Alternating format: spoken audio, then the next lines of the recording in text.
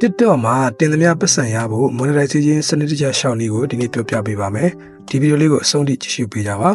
။အရင်ဆုံးကိုယ့်ရဲ့ TikTok အကောင့်က monetization ရတဲ့နိုင်ငံကအကောင့်ဖြစ်ရပါမယ်။မြန်မာ region နဲ့ဖွင့်ထားတဲ့အကောင့်ဆိုရင်မရပါဘူး။အကောင့်ဖွင့်နည်းကိုတော့ရှေ့ကဗီဒီယိုမှာပြောပြခဲ့ပါတယ်။ wall ထဲမှာကြည့်လို့ရပါတယ်။အရင်ဆုံး TikTok ရဲ့ monetization ရှောက်ဖို့ follower 1000ရှိရမယ်။တစ်လအတွင်းမှာ view 1သိန်းရှိထားတဲ့ဗီဒီယိုတွေရှိရပါမယ်။ဒါပြင်အသက်18နှစ်ပြည့်ပြီးတဲ့သူဖြစ်ရပါမယ်။ဒါတွေပြည့်ရင်တော့ join ဆိုတော့နှိပ်ပြီးတော့ရှောက်လို့ရပါပြီ။ join ဆိုတာကိုနှိပ်ပြီးရင်တော့ဒါလေးပေါ်လာပါလိမ့်မယ်။ဒါလေးက TikTok ဘက်ကကိုယ့်ရဲ့အကောင့်က monetization အတွက်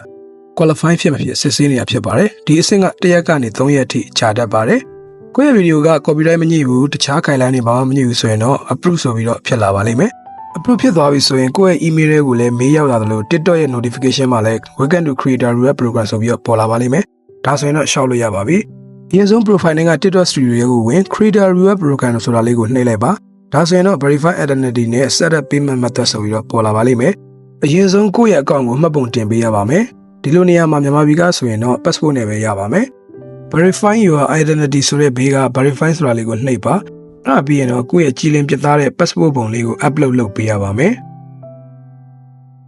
ဒီလိုမျိုးအစဉ်စဉ် passport ကို upload လုပ်ပြီးတဲ့အခါမှာတော့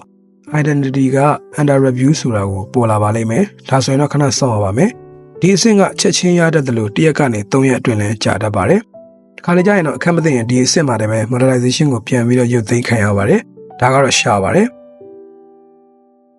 Okay ID တင်တာပြီးသွားရင်တော့ကျွန်တော်တို့ payment method အတွက် ban နဲ့ချိတ်ရပါမယ်။ Japan region account ဆိုရင်တော့ Thai ban နဲ့ချိတ်လို့ရပါတယ်။မြန်မာပြည်က ban account အနေနဲ့ကတော့ bel region မှာချိတ်လို့မရပါဘူး။ US region ဆိုရင်တော့ PayPal account နဲ့ပဲရပါမယ်။တကယ်လို့ ban ချိတ်ရတဲ့နေရာမှာအခက်အခဲဖြစ်နေတယ်ဆိုရင်လည်းကျွန်တော်စာပစ်ပေးပါတယ်။ကျွန်တော်စီမှာလာစုံစမ်းလို့ရပါတယ်။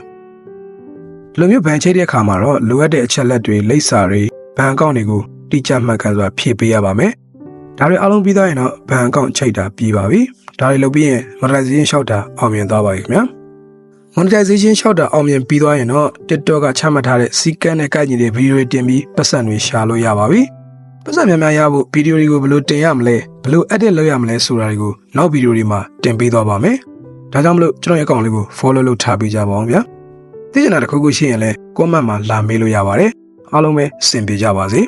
။အဆုံးထိကြည့်ရှုပေးကြလို့အားလုံးကိုကျေးဇူးများကြီးတင်ပါတယ်ခင်ဗျာ။